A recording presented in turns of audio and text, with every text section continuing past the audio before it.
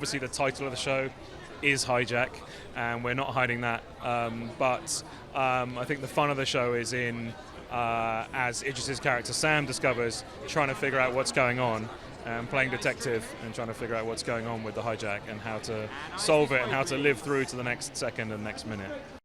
We built essentially a real plane and we filled it with our amazing cast, and we tried to keep the sort of sanctity of that intact the whole time.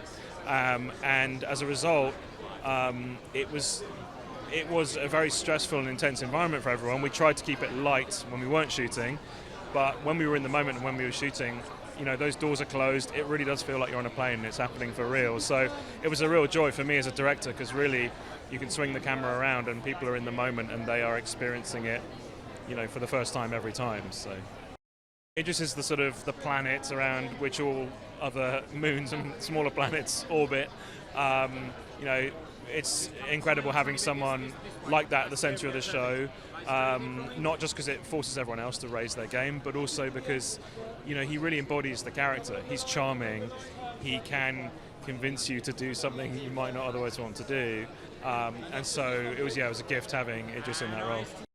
Keeping it fresh was half the battle, which isn't so much about the shots, but it's about you know, you're running a marathon and you really have to just pace yourself and figure out, you know, this is a 7-hour story, it's a 7-hour series, and I wanted to remind myself to take the time and to not rush through it, and just try and keep it fresh that way.